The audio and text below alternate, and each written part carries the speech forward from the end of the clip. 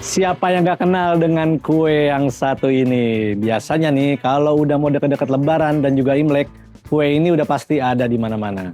Saya jadi penasaran nih, gimana sih proses pembuatan dari kue ini sampai bisa ke tangan para penikmatnya? Langsung aja yuk kita simak dari nol. Bentar. Sebelum ngintip pembuatan kuenya, gimana kalau kita tanya dulu sama warga, apa sih kue favoritnya? Supaya bisa jadi referensi dan nggak bingung kue apa yang mesti dibeli nanti. Kira-kira Mas Dul, tim kue nastar atau tim kue sagu keju atau tim kue yang lain ya? Atau kastengel atau gimana? Saya lebih ke tim nastar lah. Nastar. Nah, kenapa tuh Mas? Ya rasanya lebih enak meleleh di lidah sama tenggorokan. Iya. Karena ada nanasnya itu yang bikin beda kali Mas ya? Wah itu ya. Iya. Terus kira-kira selain kue nastar tuh di rumah stok kue apa lagi Mas buat lebaran? Biasanya kadang-kadang apa tuh namanya kastengel, putri salju, lidah kucing, sama kacang bawang. Tim kue nastar atau tim kue kastengel atau tim kue sagu keju? Aku kastengel. Kastengel, kenapa kastengel?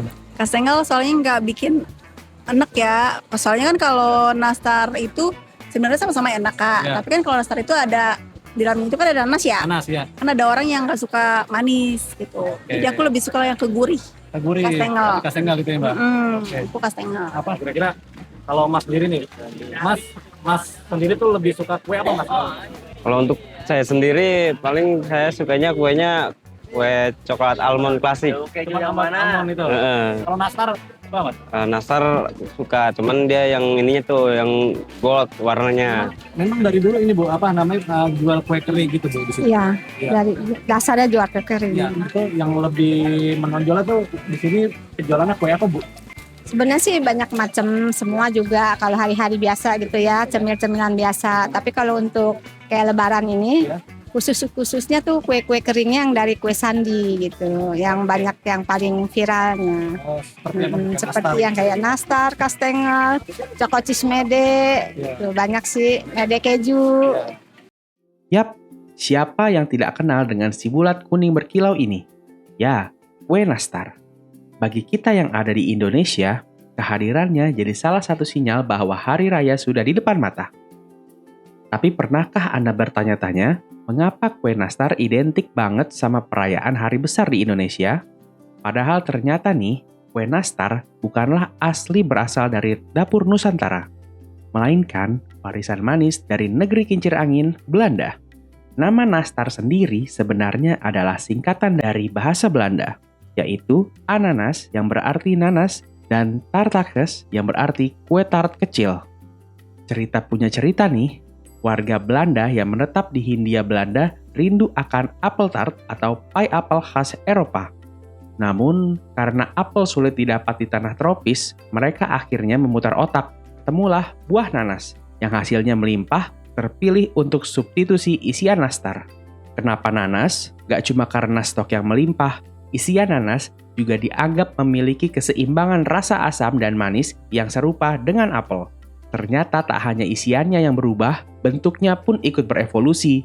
Jika di Belanda, tart dibuat dengan loyang besar, di Indonesia, adonan modifikasi ini dibentuk bulat kecil dengan sekali suap agar lebih tahan lama di suhu tropis. Teksturnya yang lembut menjadi bukti pengaruh teknik baking bangsawan Eropa yang berpadu dengan kekayaan alam lokal Indonesia. Nah, saking populernya kue nastar di Indonesia, sampai-sampai ada kampung di kota Tangerang yang mayoritas warganya membuat aneka kue, termasuk kue nastar. Jadilah kampung yang nama aslinya adalah Kampung Larangan Utara ini mendapat julukan sebagai Kampung Nastar. Aroma manis kue yang sedang dipanggang memenuhi indera penciuman nih. Kalau gitu, langsung saja yuk ketemu sama Bu Sri Mulyani yang udah mulai usaha membuat kue sejak 14 tahun lalu. Tahun 2012. Ya. Awal mulanya kayak itu ya karena memang opioid. Terus pertamanya juga kita cuma sedikit, sekitar 2 setengah. Kita tangani sendiri itu. Untuk penjualan itu pertamanya saya titipkan teman-teman yang di pasar. Yang nambah-nambah dari Para pekerja di kampung nastar ini mayoritas adalah ibu-ibu warga sekitar yang bekerja secara musiman atau saat pesanan membludak, seperti saat lebaran. Yang bekerja di Maisa Cookies ini kita semua ada 14. Kalau untuk lebaran kita ambil semua, tapi kalau untuk hari Natal paling kita ngambil 5 orang. Kalau untuk hari-hari biasa paling yang mengerjakan 2 orang. Nah, kalau buat Hasanah bekerja secara musiman membuat kue seperti ini jadi ajang bersosialisasi sama tetangga. Nggak cuma untuk menghilangkan rasa sepi, tapi juga dapat cuan tambahan. Lingkungan itu semuanya hampir rata-rata ibu-ibu sini ikut kerja di usaha kue nastar. Jadi lebih kayak terpacu aja kali. Masa yang lain kerja kita di rumah aja gitu. Kita banyak ketemu. Biasa kalau di rumah itu kan kita ada sendirian gitu. Kapan main HP. Kalau misalnya kan ketemu sama teman-teman yang enak, teman-teman yang asik gitu. Bisa sambil bercanda, bisa sambil ngobrol-ngobrol hal yang karena nggak penting gitu. Jadi istilahnya di rumah nggak bete, tapi di sini kita bisa sambil ngobrol, dapet cuan gitu. Nah, langsung yuk praktek bikin kue nastar sama ahlinya. Di sini bisa dapat pengalaman langsung belajar membuat kue dari para ahli, yang kualitas dan rasanya udah nggak perlu diragukan lagi. Pondasi dari nastar yang berkualitas terletak pada adonannya. Bahan utama kue nastar meliputi udang terigu, mentega, kuning telur, gula halus, dan selai nanas sebagai isian. Langkah pertama nih, mencampurkan adonan terigu, margarin, dan gula halus. Nah, proses ini jadi kuncinya nih. Saat mengaduk bahan, tidak perlu lama-lama ya. Cukup 1 hingga 2 menit saja hingga teksturnya tercampur rata dan sedikit memucat. Kalau terlalu lama dikocok, adonan akan melebar saat dipanggang.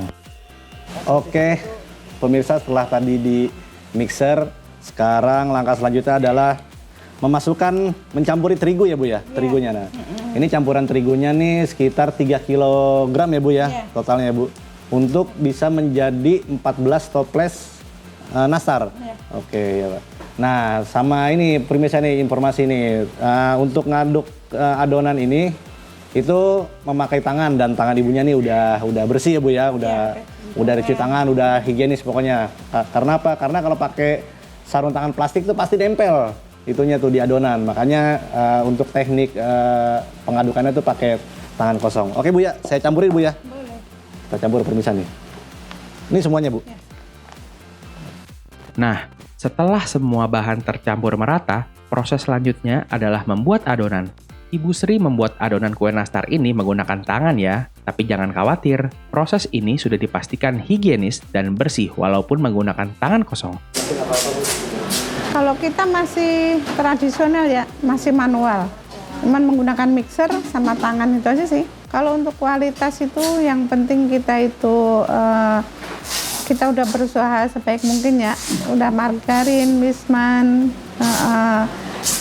tepungnya juga kita pakai yang segitiga, yang udah kemasan, seperti itu sih. Setelah adonan kalis dan siap dibentuk, tibalah pada tahap yang membutuhkan kesabaran ekstra, yaitu membentuk kue nastar dan mengisinya dengan selai nanas. Selai nanas yang digunakan haruslah sudah dimasak hingga benar-benar kesat dan berwarna coklat gelap agar kue awet dan tidak cepat berjamur. Nah pemirsa, setelah tadi proses pertama kita membuat adonan dari nastar itu, nah proses selanjutnya yaitu, ini sedang apa nih Bu proses selanjutnya Bu? Ini bikin nastar Mas. Lagi dicetak nastarnya Bu ya? Iya. Oh ini lagi dibikin bentuk ya Bu ya? Oh ini lagi dicetak nastarnya nih pemirsa nih. Di sini udah ada apa aja nih Bu di bahan-bahannya nih Bu? Ini nastar, nanasnya. Oh ini nanasnya. Iya. Oh ini adonan yang tadi yang kita udah buat tadi tuh ya? Iya pasti tadi. Oh keren banget pemirsa. Nah ini saya mau tanya Bu, nanasnya ini bikin sendiri? Iya, di sini bikin sendiri. Oh bikin sendiri? Iya, 4.000 nanas. 4.000 nanas? Iya. Bahan bakunya? Iya. 4.000 nanas pemirsa, bahan bakunya nih luar biasa ini. Yang aduk 5 orang. Yang aduk 5 orang, itu bikinnya lama Bu itu Bu, bikin nanasnya? Lama. Bisa berapa jam Bu? Bisa 3-4 jaman. 3-4 jaman? Iya. Untuk bikin isian nastarnya aja tuh, nanasnya tuh bikinnya sampai 4-5 jam pemirsa nih. Iya. Ternyata ada resep rahasia yang membuat nastar Ibu Sri ini berbeda dari nastar lain yang ada di pasaran. Kira-kira apa ya yang bikin bedanya? Gimana Bu? Kalau saya sih utama itu selainya itu kita memang bikin sendiri ya. Nanasnya itu kan juga nanas Palembang yang lumayan mahal lah harganya. Pasti pakai nanas Palembang. Iya, karena kalau nanas Palembang itu berserat. Terus rasanya juga udah manis seperti itu.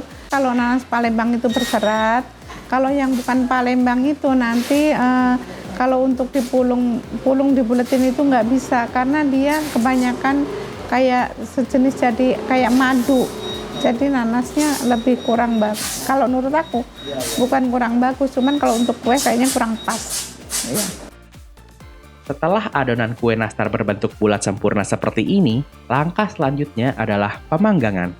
Untuk menghasilkan nastar yang glowing, anti retak, dan matang sempurna, perlu 2 kali proses pemanggangan nih. Pemanggangan tahap pertama, nastar yang sudah dibentuk dimasukkan ke dalam oven dengan suhu sekitar 140 hingga 150 derajat Celcius selama 5 menit hingga nastar setengah matang atau tampak kokoh dan berwarna pucat.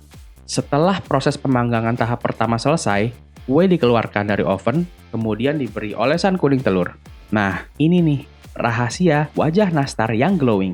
Menggunakan olesan kuning telur dengan sedikit campuran minyak goreng dan madu. Untuk mendapatkan kilau yang maksimal, olesan dilakukan 2 kali ya, agar warnanya pekat dan menawan.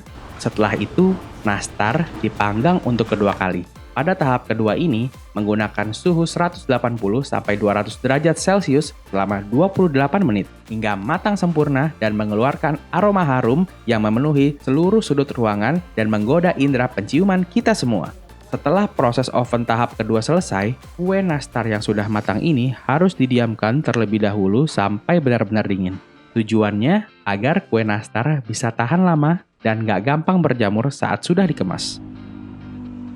Kita tetap usaha sebaik mungkin. Kalau saya itu menyarankan yang lainnya ini, kalau untuk pengemasan harus benar-benar udah dingin. Iya, pengaruh itu. Harus dingin dulu, baru dimasukkan ke toples.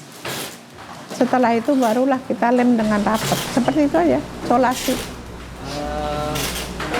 Kalau misalnya belum dingin, nanti bisa berakibat apa gitu? Bisa jamur. Karena aku sendiri ngalamin. Saat itu lebaran kurang 3 hari, karena di berpesanan masih ada anget. Aku masukin tuh waktu itu, ya mungkin karena pekerja orang banyak, dimasukin ternyata ada jamur. Nah, itu baru 3 hari, karena masih hangat, cuman dingin kipas, seperti itu. Untuk waktu pendinginan, kue nastar ini bisa memakan waktu hingga setengah hari loh pemirsa. Tujuannya agar bisa mendapatkan hasil kue yang berkualitas bagus. Benar-benar sampai dingin, itu lumayan lama, kita kadang setengah hari. Pemanggangan setengah hari pakai kipas. Kalau memang udah dipegang itu udah nggak panas, baru kita masukin. Di sini itu kalau untuk lebaran ada 15 jenis kue. Ada nastar keju, putri salju, kastengel, sagu keju, putrem, lidah kucing, ada coklat wijen, ada choco chip, terus ada kue kacang, ada kue semprit, terus kue stroberi, terus ada yang blueberry, ada juga tamrin, ada juga yang crumble, green tea, nastar coklat, nastar green tea, banyak sih. Pantes aja, soal rasa dan kualitas, para pelanggan setia Bu Sri tak pernah kecewa dan selalu puas dengan kue nastar buatan Bu Sri dan puluhan karyawannya. Pertama, dari segi rasa tentu tidak mengecewakan peminat. Ya, dalam hal ini adalah pembeli, sehingga acuan saya tetap berada di Maisa Cookies karena dari sejak awal sudah menjalin hubungan kerjasama tersebut. Gitu. Dari sejak pertama kali kerjasama sampai saat ini, cita rasanya itu masih sama atau ada yang beda tuh Pak Ustadz? Ya, kalau untuk cita rasa tentu semakin lezat, nikmat, dan tidak mengecewakan lidah lah. Jadi yang menikmati insya Allah juga dia akan terpuaskan. Yang membuat pegiat usaha kue nastar di sini bertahan adalah solidaritas. Meski banyak yang menggeluti usaha pembuatan kue, tapi mereka saling mendukung usaha satu sama lain. Dan gak ada tuh yang namanya gesekan atau persaingan yang berarti antar pengusaha. Wah, persaingan berjalan dengan sehat dan sportif ya. Ya, yang aktif di lingkungan kami, maaf, di RT 5 ada 6, di RT 2 juga ada 6, jadi di keseluruhan RW 1 ini ada 12 UMKM yang bergerak di bidang UMKM Kampung Nastar. Kebetulan di lingkungan kami ini masing-masing ada punya langganan masing-masing ya. Jadi semua itu terkoordinir ya, masing-masing punya, dan jadi kita ini tidak ada persaingan, tapi kita ini tim. Jadi kita saling mengisi. Tapi kalau ada kekurangan satu dan yang lainnya, saling menopang, saling membantu. Karena kita kompak ya antara satu UMKM dengan UMKM yang lain tuh selalu kerjasama, jalin hubungan. Di saat pandemi pun, bahkan di saat pandemi itu malah kita meningkat, bagus. Waktu kemarin itu malah bagus. Artinya kita tidak ini ya, jualnya jual online kita. Kan di samping kita jual offline kan juga online kita. Jadi banyak yang ininya kita lewat online kemarin. Alhamdulillah di sini itu kompak, nggak ada saingan. Jadi misalnya kita ada kekurangan selai atau kekurangan toples, bisa saling minjem. Kekompakan kita memang bagus. Nggak ada, alhamdulillah nggak. Wah, bikin kue nastar udah nih. Berikutnya, ada proses apa lagi ya supaya nggak ketinggalan? Jangan kemana-mana dan stay tune terus di Dari Nol.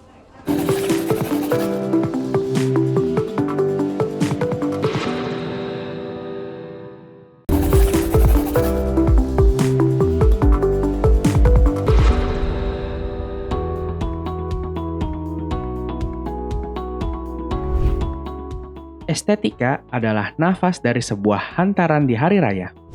Satu persatu, nastar ditata dengan presisi, setiap baris dibuat simetris, menciptakan pola visual yang memanjakan mata para penikmatnya. Dalam proses packing harus kedap udara, dan itu sudah menjadi standar wajib untuk menjaga kualitas dan kerenyahan kue ini ya. Di era modern saat ini, kemasan bukan sekedar pelindung, ia adalah sebuah identitas. Dari dapur rumahan, kue nastar ini bertransformasi menjadi bingkisan mewah yang siap mempererat silaturahmi kalian di hari raya. Satu hari itu di sini kan kurang lebih ya 10 sampai dengan 15 lusin sehari produksinya. Kalau untuk dari pagi itu mulai jam 9 sampai dengan nanti jam 2-an itu masih saya yang nempatin nih, yang packing. Setelah itu, setelah pekerjaan teman-teman yang lain berkurang, kan ada sebagian membantu saya. Jadi kalau untuk berapa banyak saya kerjakan sendiri, saya nggak bisa menghitung deh. Iya, pokoknya banyak dah. Kalau saya lebih ke packing, lebih menata kue yang udah matang ke dalam toples. Bisa juga selain itu melayani customer. Ya side jobnya adalah maksudnya kadang menggantikan teman yang mungkin bagian oven lagi ada urusan kita gantikan gitu. Karena di sini juga intinya sih tugas utama saya nempatin yang udah mateng, packing udah mateng. Selain itu ya saling ini aja lah, saling menunjang antara teman yang lain, saling backup mana yang perlu dibantu, mana yang perlu ditolong gitu. For your information, kalian yang mau beli kue buatan Bu Sri di Kampung Nastar ini, maka sebaiknya melakukan pesanan di awal dulu ya, karena sebagian besar kue yang ada di sini merupakan kue pesanan pelanggan yang udah melakukan pesanan jauh-jauh hari. Kalau hari-hari biasa itu produksi tapi PO, jadi pesan dulu baru kita bikin. Karena takutnya nanti kalau nggak laku mahal bahan-bahannya. Kita untuk semua produk itu setiap harinya bisa sekitar 120 toples per hari. Kalau untuk pengerjaannya, untuk mixernya itu kita yang jelas sudah habis subuh, langsung ngadon. Itu nanti kalau pada bulan puasa itu kita sampai jam 4:30 sore. Malam lembur jam 7 sampai jam 12 malam untuk bulan puasanya. Oh iya, tahu nggak sih? Kalau kelezatan kue-kue buatan Bu Sri dan warga kampung Nastar telah melintasi batas negara, pesanan tidak lagi datang dari tetangga sebelah, melainkan dari konsumen-konsumen setia mancanegara. Meski permintaan dari luar negeri lumayan banyak, para perajin tetap mempertahankan metode handmade demi menjaga kualitas. Inilah bukti bahwa ketulusan dalam mengolah rasa mampu membawa produk lokal terbang tinggi ke panggung global. Kita itu memang punya langganan udah 3 tahun, itu orang Indonesia yang tinggal di luar negeri ya. Di negara mana? Belanda kata dia mah. Itu dia setiap event itu ngambil, tapi udah 3 tahun ini. Jadi setiap event dia itu entah ke Indonesia atau dikirim dari Indonesia, itu pasti dia ngambil. Iya, sampai Belanda. Ada rasa bangga ya, apalagi untuk sekarang alhamdulillah Misa Cookies itu udah dikenal banyak orang gitu. Senang apa yang kita kerjakan itu ternyata disukai banyak orang. Terus juga kadang banyak juga orang yang datang dari Bogor nggak dapet nastar. Kadang kita tuh ada rasa ya ampun kasihan banget udah orang dari jauh gitu nggak dapet gitu. Ya tapi ya mungkin tahun depan insya Allah produksi lebih banyak, tenaga lebih banyak, bisa kebagian semuanya yang pernah kesini. Gitu. Salah satunya ya media. Saya pengen media ini menyoroti Kampung Nastar. Hal yang positif Kampung Nastar ini tolong diangkat supaya Kampung Nastar ini bisa lebih meningkat, lebih sukses lagi. Satu-satunya jalan ya seperti ini, media seperti ini yang mengangkat kita dari sehingga Kampung Nastar itu bisa dikenal di masyarakat luas. Harapannya mudah-mudahan Kampung Nastar semakin sukses, semakin banyak UMKM yang lain.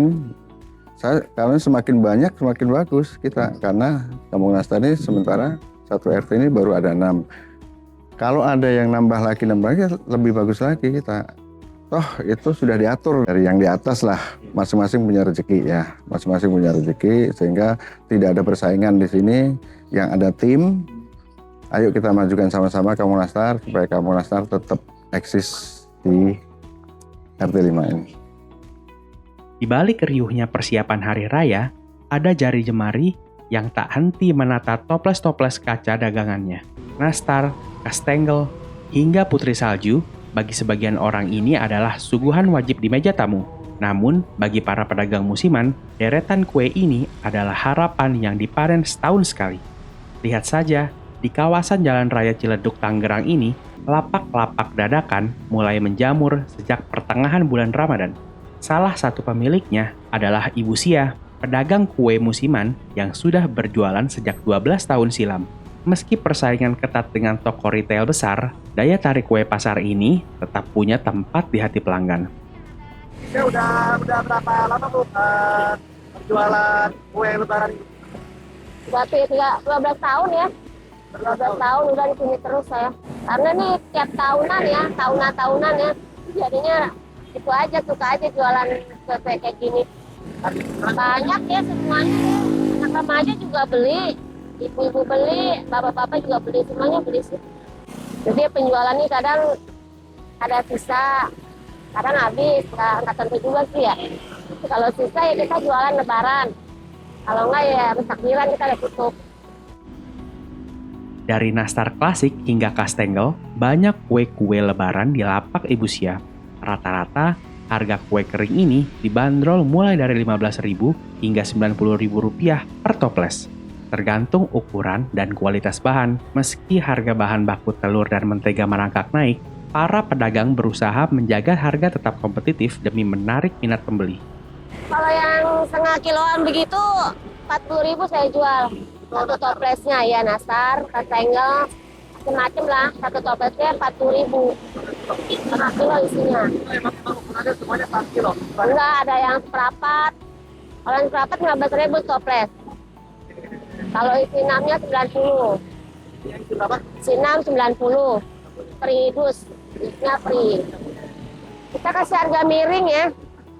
Kayaknya sini doang yang murah ya, semua pada 100 lebih harganya. Ini kan kita jual satu toplesnya 15.000. Jadi orang menarik untuk datang ke kami, toko kami. Dan cara itu berhasil. Berhasil ya. Pada datang kemari. Jadi dia penasaran itu. Mana yang 15.000 gitu ya. Sejauh mata memandang, hanya ada kesibukan yang dibalut dengan aroma wangi mentega dan selai nanas yang menggoda. Disinilah, di Kampung Nastar Tangerang, kue kering bukan sekedar kudapan hari raya. Ia adalah simbol kerukunan dan penggerak roda ekonomi warga. Meski zaman terus berganti dengan berbagai varian kue modern, namun kehangatan dari sebuah nastar klasik di kampung ini tetap memiliki tempat spesial di hati para penikmatnya. Nah, itu tadi kita lihat kreasi dari kue-kue lebaran yang tidak hanya memanjakan lidah, tapi juga membawa kehangatan di tengah keluarga. Ternyata, dari bentuknya yang mungil, di situ terdapat warisan turun-temurun resep yang tidak akan pernah hilang di telan zaman. Terus ikutin perjalanan saya, kita mulai lagi dari nol.